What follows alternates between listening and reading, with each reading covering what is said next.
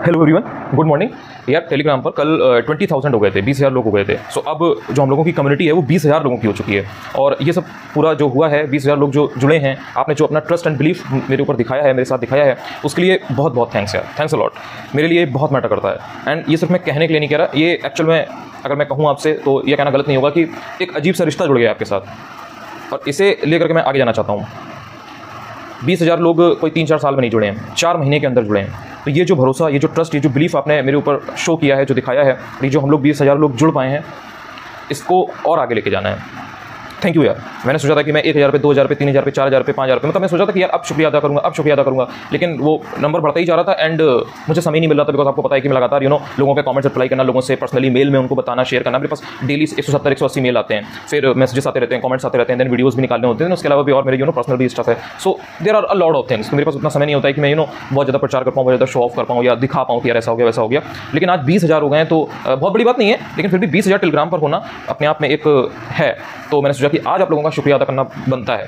तो इसलिए I am really humbled and I am really glad as well. अच्छा लगता है यहाँ से कि लोग आप पर इतना ट्रस्ट एंड बिलीव पुट कर रहे हैं, बिकॉज आज की डेट में जब इंटरनेट हर इंसान के पास है, कमेंट ऑप्शन खुले होते हैं, तो कोई भी इंसान थूक सकता है। एक दिन के बेसिस पे ही और शी विल जज यू, और वो थूक देगा तुम्हारे ऊपर। वो तुम्हारी मेहनत नहीं देखेगा, तुमको रियल बेसिस पे वो जानता नहीं होगा 4-5-6 महीने से, तो कोई भी थूक देगा।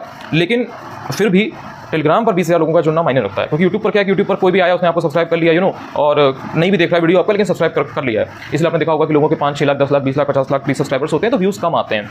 लेकिन टेलीग्राम पर इंसान अलग से आ रहा है, वो लिंक के थ्रू आ रहा है, या आप उसको आपके बारे में पता चल रहा है तो वो आ रहा है, तो it matters a lot. So I am really really humbled. Thank you यार। दूसरी चीज़ मैं एक शेयर करना चाहूँगा आपके साथ, थोड़ा सा मोटिवेटिंग हो सकता है आपके लिए। मैंने सोचा कि आज बात करते हैं थोड़ा सा, क्योंकि कई सारे लोग हैं जिनके मैसेजेस मेरे पास आते हैं, परेशान रहते हैं कहीं ना कहीं, तो ये वीडियो उन्हें हेल्प करेगा, ये चीज़ उन्हें हेल्प कर सकती है। देखिए, आपने एक मूवी देखी होगी, भाग मिल्खा भाग। सो भाग मिल्खा भाग में आपने देखा होगा कि जब वो मिल्खा सिंह जब अपनी इनिशियल स्टेज में होते हैं, तो वो जब नॉर्मल लेवल पे जीत जाते हैं, जो क्रॉस कंट्री वगैरह होती है, वो जाते हैं फर्दर सिकंदराबाद। तो वहाँ पर जाते हैं तो वो देखते हैं कि भाई बड़ी इज्जत मिल रही है। वो जो सामने वाला जो होता है, जो नेशनल रिकॉर्ड विनर होता है, जो चैंपियन होता है, शेर सिंह राणा, वो देखते हैं भाई वो इंडिया का ब्लेजर पहना हुआ है और बहुत इज्जत मिल रही है, हर कोई दुआ सलाम कर रहा है, हर कोई पैर छू रहा है। तो कहता है भाई ये क्या खास बात है इसमें? तो वो बोलता है उसको, तो वो बताता है थोड़ा सा उसको, बोलता है कि ये जो कोट मैं पहना हुआ हूँ, ये जो ब्लेजर है, ये ऐसे एरे गरे को किसी को नहीं मिलता है, ये सब हम जैसे कुछ चैंपियंस को मिलता है। तो मिल्खा सिंह सोचते हैं भाई इतनी इसको इज्जत मिल रही है, इंडिया का ब्लेजर पहना है, मुझको भी इज्जत पानी है भाई, इतना सब दुआ सलाम सब कर रहे हैं, तो मुझको भी इंडिया का कोट पहनना है। इंडिया का ब्लेजर मतलब इंडिया का चस्का होता है भाई, भारत का, कि भारत का नाम ऊपर करना है, भारत के लेके दौड़ना है, वो वाला एक मतलब अंदर से था उनके। तो वो फिर दौड़ के अपना आ रहे होते हैं एक्सरसाइज करके। तो एक दिन वो ऐसे ही बैरक होते हैं ना, पूरा जितने भी रिक्रूट्स होते हैं बैरक होते हैं उनके तरह से। नॉर्मल आर्मी में तो इतना कोई बहुत ज़्यादा पार्शियलिटी होती नहीं है, तो सब इसी तरह से होता है। पहले तो इवन और ज़्यादा था।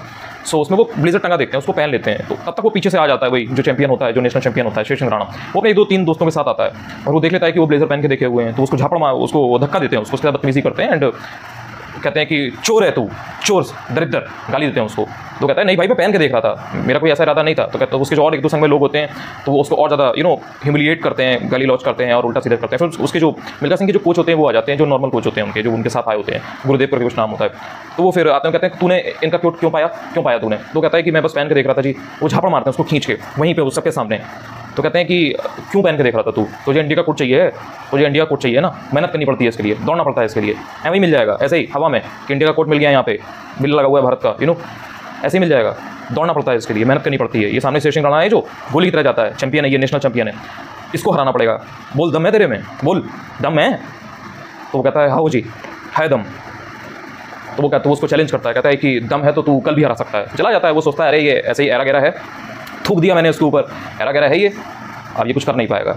तो फिर वो उसके जो कोच होते हैं उसको मोटिवेट करते हैं कि भाई तुम ऐसे 100 शेर सिंह राणा को हराओगे। फिर वो मिल्खा सिंह अगले दिन, अगर आपने मूवी देखी होगी, नहीं देखी हो तो एक बार देखना, बहुत बढ़िया मूवी है, काफ़ी कुछ सीखोगे, काफ़ी मोटिवेट होगे तुम। तो वो फिर अगले दिन जाते हैं और फिर रेस में पूरी जान लगा देते हैं। बिल्कुल वो जीतने ही वाले होते हैं, तब तक उनके पैर में कंकड़ गिर जाता है, वो हार जाते हैं। लेकिन वो जो आर्मी का बड़ा अधिकारी होता है, जो आर्मी के बड़े ऑफिसर्स होते हैं, तो उसमें से एक आते हैं एंड कहते हैं कि बहुत बढ़िया दौड़े तुम, और अगर पैर में कंकड़ ना करता तो तुम अव्वल आते। अब ये देख करके जो उसके ओपोनेंट्स होते हैं, जो उसके जिन लोगों ने जो चाहते नहीं है, वो जान जाते हैं ना कि भाई इस बंदे के अंदर पोटेंशियल है, अगर पैर में कंकड़ ना करता तो इसने हमको हरा दिया होता। और ये जो चीज़ होती है ना, आदमी को खा जाती है, उसको सोने नहीं देती है। तो वो लोग फिर क्या करते हैं, षड्यंत्र रचते हैं। वो अपने 2-3-4 दोस्तों के साथ आता है और रात में आकर के जब वो नहा रहे होते हैं मिल्खा सिंह जी, तो उनके पीछे से ब्लैंकेट डाल के उनको पीटते हैं, बुरी तरह पीटते हैं, उनके पूरे पैर तोड़ डालते हैं, मतलब पैरों में गड्ढे बड़े बड़े, प्रॉपर जितनी चोट दे सकते हैं उतना देखते हैं कि ये कभी जिंदगी में दौड़ ना पाए। और उसी के अगले दिन या मतलब उसके बाद ही रेस होनी होती है, फाइनल रेस। तो मिल्खा सिंह दौड़ने पहुंच जाते हैं बाद में, लंगड़ाते। तो उनका जो कोच होता है, मतलब जो नेशनल टीम का, जो एक्चुअल में युवराज सिंह जी के पिताजी हैं, युवराज सिंह जी, उन्होंने रोल उसमें निभाया हुआ है। तो वो वहाँ जाते हैं तो वो देखते हैं कि वो कहते हैं कि अरे मिल्खा सिंह क्या कर रहे हो ये, मतलब क्या कर रहे हो ये, ज़िंदगी में कभी दौड़ नहीं पाओगे, तुम्हारी टांगें परमानेंट डैमेज हो सकती हैं। वो नहीं मानते हैं, ऊपर से जूते पहने लगते हैं, अपने फिर से शूज़ पुट करने लगते हैं अपने। तो वो जो नॉर्मल उनके जो कोच होते हैं वो कहते हैं कि क्या कर रहा है ये, पैर फूल के कुप्पा हो रहा है, छड़ दे, रहने दे। तो वो मिल्खा सिंह उससे कहते हैं कि दौड़ने दो ना गुरुजी। आपको तो पता ही है, क्योंकि उनको पता होता है कि ना मतलब कितनी बेइज्जती की गई है, कितना ह्यूमिलिएट किया गया आदमी के। जब तुम आदमी के कोर को जब तुम चोट मारते हो ना तो अंदर से टूट जाता है वो। और जो इंसान ऐसा होता है जो रॉक हार्ड सॉलिड होता है, जिसको कुछ करना होता है, जिसको टॉप पे जाना होता है, वो कभी हार नहीं मानता है। ज़िंदगी में याद रखना, वो हमेशा तुम चाहे उसको कितने भी थूको, कितना भी उसके ऊपर थूको, लेकिन वो हार नहीं मानेगा। वो सूरज की तरफ चमक के दिखाएगा तुम्हें, नो मैटर कितने भी टफ सिचुएशन हो। तो वो कहते हैं दौड़ने दो ना गुरुजी, आपको तो पता ही है। मतलब उनका ये होता है कि टांगे टूट जाए तो टूट जाए, लेकिन साला बेइज्जती सहन नहीं करेंगे, बेइज्जती सहन नहीं करेंगे। I will give my 100%। ये वाला एटीट्यूड था उनका मिल्खा सिंह जी का। तो वो दौड़ते हैं, वो जान जाते हैं उनके ग्रुप ये मानेगा नहीं, ये सरदार जो है ये ऐसा ही है, ऐसा ही है। ये बाल्टी भर के पसीना निचोड़ता है, इतनी मेहनत करता है, 6-6 घंटे दौड़ता है, यूरिन के थ्रू ब्लड पास करता है, तो बेहोश हो जाता है दौड़ते दौड़ते। तो इस लेवल का इसका कमिटमेंट एंड हार्ड वर्क है, इतना डेडिकेशन है, जो अपनी जान देने को आतुर है ऊपर जाने के लिए, चैंपियन बनने के लिए। तो ये हार नहीं मानेगा। वो कहते हैं चल दौड़ भाई। दौड़ते हैं वो। तो सब सोचते हैं अरे इतनी चोट लगी है, टांगे वांगे ऐसे डैमेज है, ये कहाँ ही दौड़ पाएगा। सब सोचते हैं गया ये। मिल्खा सिंह उस चीज़ को ब्रेक करते हैं, उस चीज़ को वो जो बनी आ रही होती है कि अरे ऐसे में तो कोई दौड़ नहीं सकता, जीत नहीं सकता, वो वहाँ से जीत के दिखाते हैं। वो जाकर जब गिरते हैं, जब वो जो एक लगी होती है स्टेप, उसको वो तोड़ करके जब वो जीत के दिखाते हैं, तो वो देखते हैं कि बाकी लोग पीछे पीछे आ रहे हैं। तो फिर उनके कोच आते हैं, वो कहते हैं कि मिल्खा सिंह तुमने नेशनल रिकॉर्ड तोड़ दिया है। तब जो उनके कोच होते हैं वही जो वो कहते हैं कि शाबाशी देते हैं उनको। तो यहाँ से तुमने क्या सीखा? ये जो मैंने तुम्हें इतनी जो लंबी चौड़ी कहानी बताई है, इससे क्या सीखने को मिला तुम्हें? इससे सीखने को ये मिला कि मिल्खा सिंह अगर चाहते तो मिल्खा सिंह बता देते कि किन लोगों ने उनके हाथ पर तोड़े हैं, वो जो उनके पैरों में पूरा चोट दी होती है। चाहते तो उनके पास सबूत थे भाई, आर्मी थी, कोई मजाक नहीं था। आर्मी के अंदर ऐसा नहीं होता था कि कुछ भी चल रहा है, कोई भी तुमको मार पीट के चला गया और कुछ पता नहीं लगेगा। वो चाहते शिकायत करते, प्रॉपर इंक्वायरी बैठती और वो लोग पकड़ लिए जाते। लेकिन जो असली चीज़ थी, जो थूका गया था, वो ये थूका गया था कि मिल्खा सिंह के अंदर पोटेंशियल कितनी है, कैपेसिटी कितनी है, मिल्खा सिंह कितना कर सकते हैं। तो उसने मिल्खा सिंह ने सोचा कि मैं इनको काम से जवाब दूंगा। उनकी ये आदत थी। आप उनके इंटरव्यू सुनना, जो रियल लाइफ मिल्खा सिंह जी के इंटरव्यूज़ हैं, उनका वो बोलने में कम विश्वास करते थे, काम में विश्वास करते थे। तो उन्होंने काम के थ्रू हराया। शेर सिंह राणा को ये दिखाया कि देखो भाई, तुमने मेरी टांगें तक तोड़ दी, लेकिन तुम्हारा स्टैंडर्ड यही है, तुम्हारी औकात यही है, तुमको काम के थ्रू में हरा के दिखाऊंगा। तुम्हारे सामने मैंने तुमको रेस में बीट करके दिखाया। और वो नेशनल चैंपियन बनते हैं।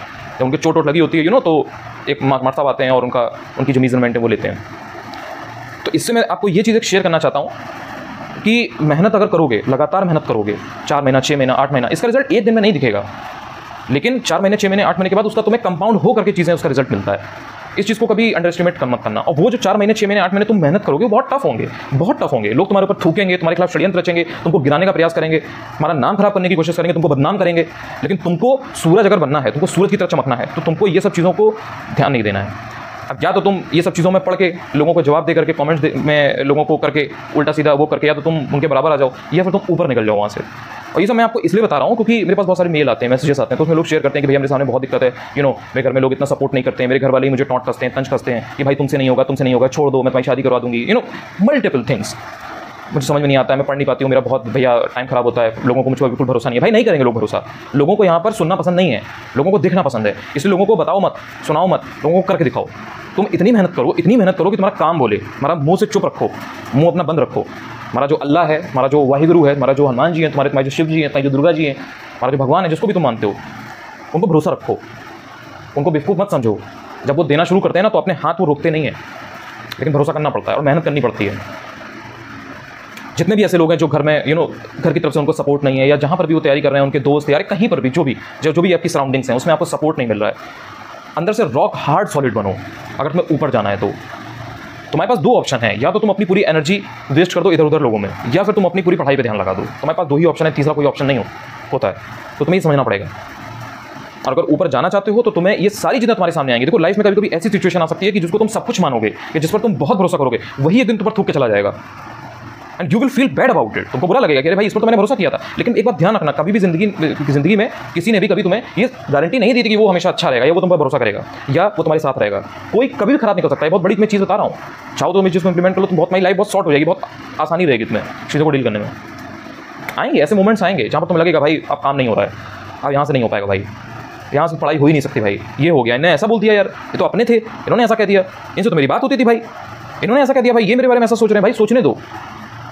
वो इंसान अगर तुम्हें 4 महीना, 6 महीना, 8 महीना, 3 महीना इसमें नहीं समझ पाया, तो एक दिन में अगर वो तुमको जज कर रहा है और तुमको कमेंट कर रहा है कि तुमसे एग्जाम नहीं निकलेगा, तुम नहीं पढ़ पाओगे, मत पढ़ो, शादी कर लो, है ना, बहुत टफ एग्जाम है, तुम्हारे जैसों का नहीं होता, इस तरीके की कोई भी बात तुमको बता रहा है, भाई उसको करके दिखाओ, करके दिखाओ। ये चैलेंजिंग होता है भाई, बहुत टफ होगा। देखो ये बिल्कुल जर्नी भी आसान नहीं है, वरना हर गली मोहल्ले में वो चीज़ मिल जाती। इस बात को समझो, उसमें ऐसी चीज़ें तुमसे डिमांड की जाएंगी जो तुमने सोचा भी नहीं होगा।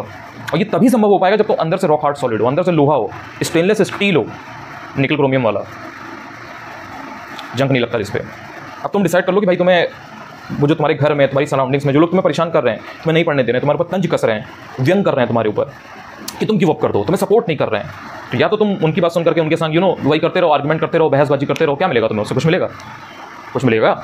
उसने तुमको बोला, तुम उसको बोलोगे, बस यही चलता रहेगा। लेकिन अगर तुम उससे ऊपर निकल जाओगे, काम उससे ज़्यादा कर दोगे, तो वो दुनिया देखेगी। देखो तुम बोलोगे 2, 4, 10, 20 लोग सुनेंगे, लेकिन जब तुम काम करोगे बढ़िया, जब तुम एग्जाम निकालोगे, जब तुम लाइफ में आगे बढ़ोगे, तो एक लिमिट के बाद जो सामने वाला भी है ना, वो जान जाता है कि भाई तुम्हारा लेवल बहुत अलग है, तुम्हारा स्तर बहुत अलग है। हाथी जब रोड पे निकलता है तो कुत्ते कितने सारे भौंकते हैं, तुम कभी देखो, कभी नोटिस करना। वो दुम हिलाते हुए चलता चला जाता है, मटकते मटकते, क्योंकि वो जानता है ये मेरे लेवल पे आ ही नहीं सकते। अगर कुत्ता कितना भी ऊंचा हो, वो हाथी की टॉप तक पहुंच पाएगा? नहीं पहुंच पाएगा ना। तो विंस्टन चर्चिल ने एक बात और कही थी, विंस्टन चर्चिल ने, कि अगर तुम रोड पर अगर जा रहे हो, अपनी जर्नी में जा रहे हो, और तुम अगर ऐसे छोटी छोटी जो रोड ब्लॉक्स होती हैं उन पर ध्यान दोगे, तो तुम कभी भी टॉप पे नहीं पहुंच पाओगे। विंस्टन चर्चिल का कहना है, ये जाना पढ़ना थोड़ा, ये सब चीज़ें भी थोड़ा ध्यान दिया करो। ये सब बहुत मोटिवेट करती हैं, इंसान को इंस्पायर करती हैं। ये सब बड़े बड़े दिग्गज रहे हैं, अब्राहम लिंकन हो गए, विंस्टन चर्चिल हो गए, स्वामी विवेकानंद हो गए, सब बड़े बड़े लोग हैं जिन्होंने जीवन में बहुत कठिनाइयाँ सहन की। खुदीराम बोस हो गए, प्रफुल्ल चाकी हो गए, 17, 18 साल की उम्र थी, देश के लिए शहीद हो गए, बलिदान कर दिया खुद को, समर्पित हो गए। और आप एग्जाम के लिए समर्पित नहीं हो पा रहे हो, अपने काम के लिए समर्पित नहीं हो पा रहे हो, सोच के देखना कभी। सुभाष चंद्र बोस जी, महात्मा गांधी, सरदार वल्लभ भाई पटेल, अम्बेडकर साहब, बहुत गजब गजब महान विभूतियाँ हैं सब भारत की। सीखो भाई इनसे, आगे बढ़ो, काम करो, दबा के काम करो, मेहनत करो, पढ़ाई करो, दिन रात पढ़ो, मर नहीं जाओगे। अगर 3 महीने एक्स्ट्रा मेहनत कर लोगे, थोड़ा कम सो लोगे, 8-9 घंटे की जगह अगर 6 घंटे सो लोगे, तो भाई मर नहीं जाओगे। भगवान ने तुमको, ऊपर वाले ने तुमको, वाहिगुरु ने तुमको इतना सक्षम बनाया है सक्षम। 3 महीना अगर डाइट थोड़ा सा ऊपर नीचे भी लोगे ना, लेकिन मेहनत ज़्यादा करोगे, मैनेज कर ले जाओगे। मैं ये नहीं कह रहा हूँ कि ध्यान मत दो, ध्यान दो, लेकिन इतना बॉडी मैनेज कर लेती है। लेकिन ये जो समय है इसको यूटिलाइज़ करो। और ये जो 20,000 लोग अब यहाँ से जुड़ गए हैं, इनको और आगे लेकर के जाना है। साथ में मुझे 1-2 सिपाही नहीं चाहिए, मुझे 1-2 कमांडर नहीं चाहिए, 1-2 वॉरियर नहीं चाहिए, मुझे पूरा जत्था चाहिए, जत्था। हर एक आदमी रॉक हार्ड सॉलिड हो। फर्क नहीं पड़ता कि तुम आर निकालोगे या नहीं निकालोगे। तुम यूपीपीसीएस क्या पता निकाल दो, क्या पता तुम यूपीपीसीएस निकाल दो। तुमको खुद नहीं पता ना अभी कि तुम्हारे अंदर पोटेंशियल कितना है।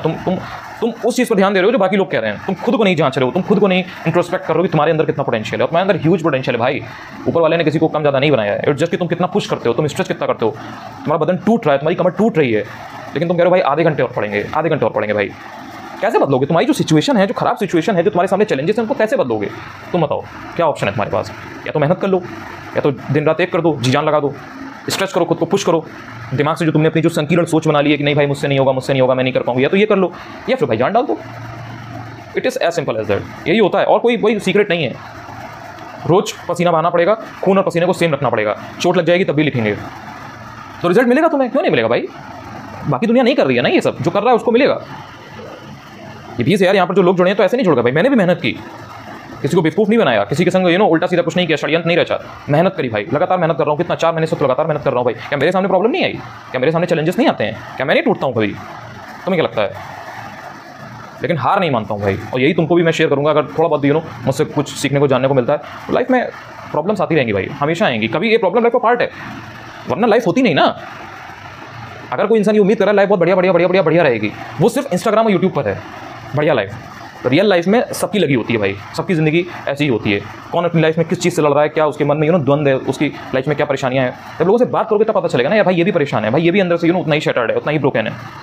तो किसी को ऐसा मत सोचो कि भाई ये बिल्कुल मस्त है और ये सब चल रहा है। और मेहनत को कॉन्स्टेंट रखो। पढ़ाई हमेशा कांस्टेंट रहनी चाहिए। जो भी तुम्हारा काम है, whatever you are doing, it doesn't matter कि तुम क्या कर रहे हो। जो भी तुम कर रहे हो वो तुम्हारा कांस्टेंट रहना चाहिए। बाकी सारी चीज़ें साइड में। टूटोगे भी रो लो भाई, दुख लगे बना लो दुख, फिर काम पे लग जाओ। किसी ने कुछ बोल दिया, व्यंग कर दिया, तंज कस दिया, टॉन्ट मार दिया, तुमसे नहीं होगा भाई, छोड़ दो, कह दो ठीक है भाई, राम भाई सारिया ने, कह दो भाई करेंगे, काम तो करेंगे भाई। यही है। आई होप कि इससे कुछ थोड़ा बहुत तो मोटिवेट जरूर होगे एंड इंप्लीमेंट करोगे ये सब चीज़ें। मैंने तुम्हें ऐसी नहीं बताई कि किताब में लिखी थी, मैंने तुम्हें बता दी और बस तुम भूल जाओगे। नहीं भाई, अगर तुम्हारे अंदर कुछ करने का मादा है तो तुम यहाँ से उठाओगे अपना हथियार और तुम चला दोगे।